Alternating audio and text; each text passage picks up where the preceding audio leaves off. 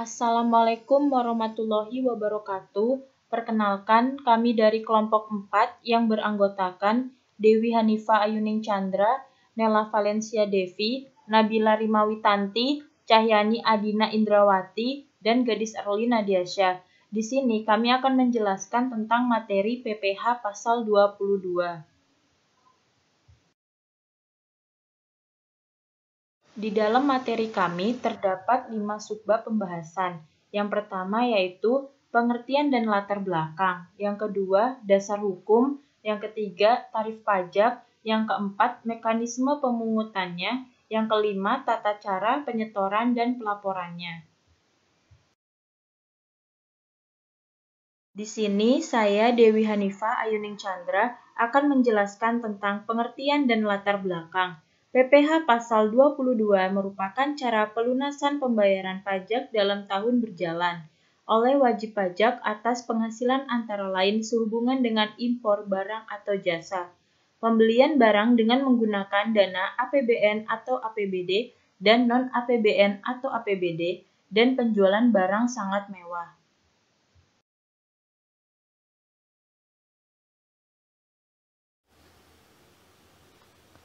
Selanjutnya, saya Nela Valencia akan menjelaskan mengenai dasar hukum.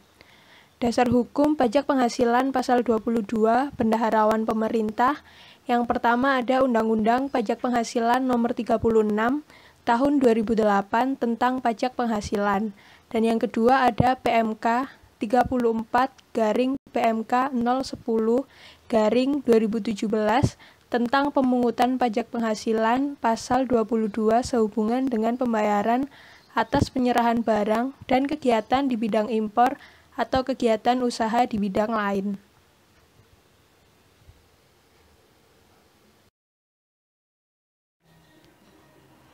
Selanjutnya, saya akan menjelaskan mengenai tarif pajak dan juga pemungut pajak penghasilan pasal 22 berdasarkan pasal 1 PMK 34 tahun 2017.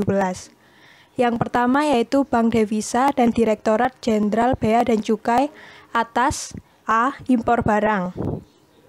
Yang pertama ada barang tertentu sesuai dengan lampiran 1 PMK nomor 107 tahun 2015 sebesar 10% dari nilai impor dengan atau tanpa menggunakan angka pengenal impor atau API.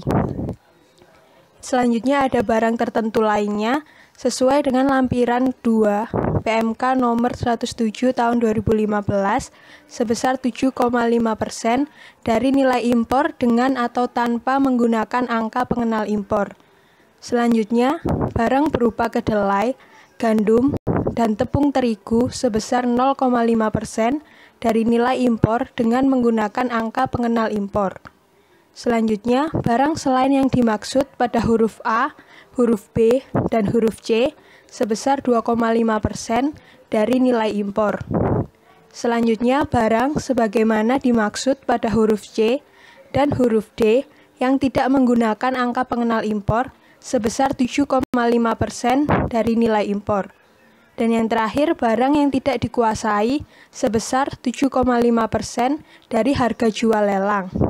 Selanjutnya ada ekspor komoditas tambang batu bara, mineral logam, dan mineral bukan logam yang digunakan oleh eksportir, kecuali yang dilakukan oleh wajib pajak yang terikat dalam perjanjian kerjasama pengusahaan, tambang, dan kontrak karya sebesar 1,5% dari nilai ekspor.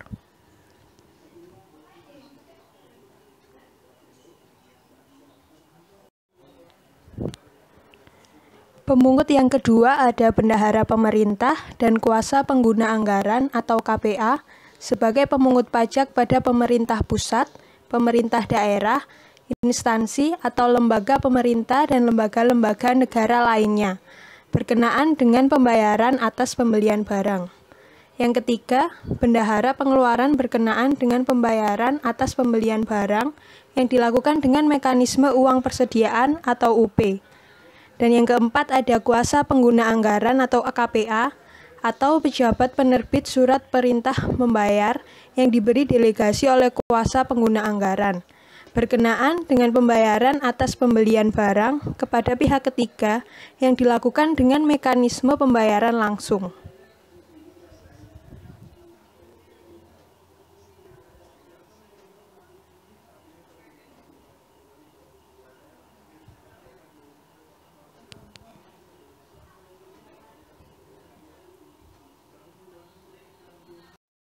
Saya Cahyani Adina Indrawati. Di sini saya akan menjelaskan pemungut PPh pasal 22. Untuk poin yang kelima, badan usaha tertentu meliputi A. Badan usaha milik negara, yaitu badan usaha yang seluruh atau sebagian besar modalnya dimiliki oleh negara melalui penyertaan secara langsung yang berasal dari kekayaan negara yang dipisahkan. Kemudian B. Badan usaha milik negara yang dilakukan restrukturisasi oleh pemerintah setelah berlakunya peraturan menteri ini. Yang C. Badan usaha tertentu yang dimiliki secara langsung oleh badan usaha milik negara berkenaan dengan pembayaran atas pembelian barang dan atau bahan-bahan untuk keperluan kegiatan usahanya. Atas pembelian barang sebagaimana dimaksud dalam pasal 1 ayat 1 huruf B, huruf C, huruf D, dan pembelian barang dan atau bahan-bahan untuk keperluan kegiatan usaha sebagaimana dimaksud dalam pasal 1 ayat 1 huruf E sebesar 1,5% dari harga pembelian tidak termasuk PPN. Kemudian untuk poin yang keenam, badan usaha yang bergerak dalam bidang usaha industri semen, kertas, baja, otomotif, dan farmasi atas penjualan hasil produksinya kepada distributor di dalam negeri. Untuk penjualan jenis semen memiliki tarif sebesar 0,25%. Kemudian untuk yang penjualan kertas, tarifnya 0,1%. Penjualan baja, tarifnya 0,3%. Kemudian penjualan semua jenis kendaraan bermotor beroda 2 atau lebih, tidak termasuk alat berat, sebesar 0,45%. Dan penjualan semua jenis obat sebesar 0,3% dari dasar pengenaan pajak pertambahan nilai. Kemudian yang poin ketujuh, agen tunggal pemegang merek atau ATPM, kemudian agen pemegang merek APM, dan importir umum kendaraan bermotor atas penjualan kendaraan bermotor di dalam negeri. Tarifnya sebesar 0,45% dari dasar pengenaan pajak pertambahan nilai. Poin yang ke-8, produsen atau importir bahan bakar minyak, bahan bakar gas, dan pelumas atas penjualan bahan bakar minyak, bahan bakar gas, dan pelumas. Untuk penjualan bahan bakar minyak pada SPBU Pertamina, tarifnya sebesar 0,25%. Kemudian penjualan bahan bakar minyak kepada SPBU bukan Pertamina, tarifnya 0,3%. Penjualan BBM kepada pihak selain A dan B yang tadi dijelaskan tarifnya sebesar 0,3%. Kemudian penjualan bahan bakar gas sebesar 0,3%. Penjualan pelumas juga sebesar 0,3%. Dari nilai penjualan tidak termasuk PPN. Selanjutnya poin yang ke-9, industri atau eksportir yang bergerak dalam sektor kehutanan, perkebunan, pertanian, peternakan, dan perikanan atas pembeliannya yang belum melalui proses industri manufaktur untuk keperluan industrinya atau ekspornya. Memiliki tarif sebesar 0,25% dari nilai pembelian tidak termasuk PPN. Poin yang ke-10, industri atau badan usaha yang melakukan pembelian komoditas tambang batubara, mineral logam, dan mineral bukan logam dari badan atau orang pribadi pemegang izin usaha pertambangan sebesar 1,5% dari nilai pembelian tidak termasuk PPN. Poin yang ke-11, badan usaha yang memproduksi emas batangan termasuk badan usaha yang memproduksi emas batangan melalui pihak ketiga atas penjualan emas batangan di dalam negeri sebesar 0,45% dari harga jual. Kemudian poin yang ke-12, dalam pasal 1 Peraturan Menteri Keuangan Nomor 90/PMK 03/2015 tentang wajib pajak badan tertentu sebagai pemungut pajak penghasilan dari pembeli atas penjualan barang yang tergolong sangat mewah, memiliki tarif sebesar 5% dari harga jual tidak termasuk PPN dan PPNBM.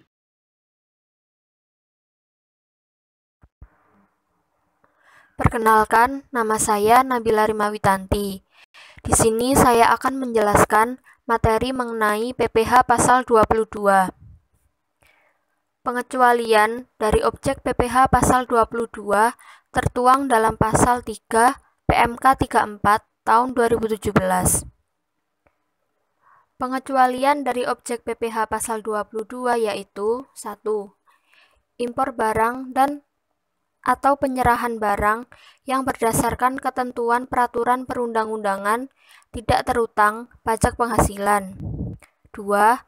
Impor barang yang dibebaskan dari pungutan bea masuk dan atau pajak pertambahan nilai. 3. Impor sementara, jika pada waktu impornya nyata-nyata dimaksudkan untuk diekspor kembali. 4. Impor kembali atau reimpor. 5. Pembayaran yang dilakukan oleh pemungut pajak sebagaimana dimaksud dalam pasal 1 ayat 1 huruf B, huruf C, dan huruf D yang jumlahnya paling banyak 2 juta, tidak termasuk pajak pertambahan nilai dan bukan merupakan pembayaran yang dipecah dari suatu transaksi yang nilai sebenarnya lebih dari 2 juta. 6. Pembayaran yang dilakukan oleh pemungut pajak sebagaimana dimaksud dalam pasal 1 ayat 1 huruf E yang jumlahnya paling banyak 10 juta.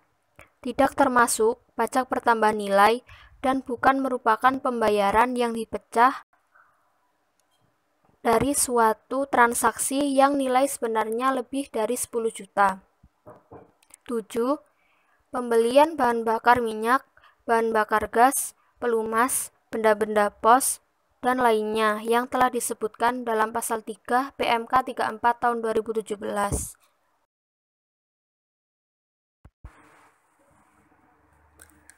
Mengingat PPh pasal 22 masuk ke dalam sistem pemungutan, maka saya akan memaparkan mekanisme pemungutan PPh pasal 22 oleh bendaharawan pemerintah. Mekanisme pemungutannya adalah pemungutan pajak penghasilan pasal 22 wajib disetor oleh pemungut pajak ke kas negara melalui kantor pos, bank devisa, atau bank yang ditunjuk oleh Menteri Keuangan dengan menggunakan surat setoran pajak yang telah diisi atas nama rekanan serta ditandatangani oleh pemungut pajak. Surat setoran pajak tersebut berlaku sebagai bukti pemungutan pajak.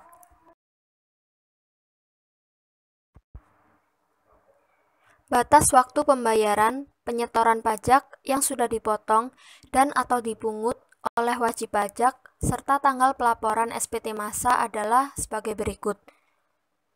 PPh pasal 22 bendahara disetor pada hari yang sama dengan pelaksanaan pembayaran. Paling lama 14 hari setelah masa pajak berakhir. PPh pasal 22 impor yang dipungut DJBC disetor dalam 1 hari kerja setelah dilakukan pemungutan pajak. Paling lama hari kerja terakhir minggu berikutnya. PPh pasal 22 migas, industri, barang mewah, pedagang pengumpul. Paling lama tanggal 10 bulan berikutnya setelah masa pajak berakhir. Paling lama 20 hari setelah masa pajak berakhir.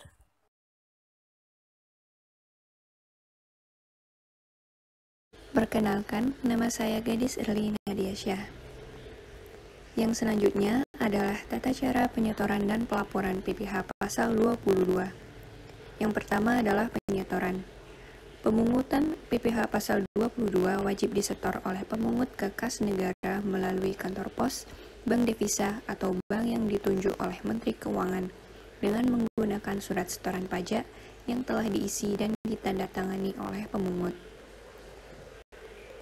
Surat setoran pajak tersebut berlaku sebagai bukti pemotongan pajak juga. Dan yang kedua adalah pelaporan. Pihak pemungut wajib melaporkan sesuai batas waktu waktu yang telah ditentukan dengan menggunakan surat pemberitahuan massa ke kantor pelayanan pajak. Sekian dari pemaparan materi pada kesempatan kali ini. Bila ada salah kata, perbuatan, maupun kurang lebihnya materi yang telah disampaikan, kami mohon maaf sebesar-besarnya. Bila ada pertanyaan, sanggahan, ataupun tambahan, teman-teman bisa tambahkan di kolom diskusi pada siang hari nanti. Sekian, terima kasih. Wassalamualaikum warahmatullahi wabarakatuh.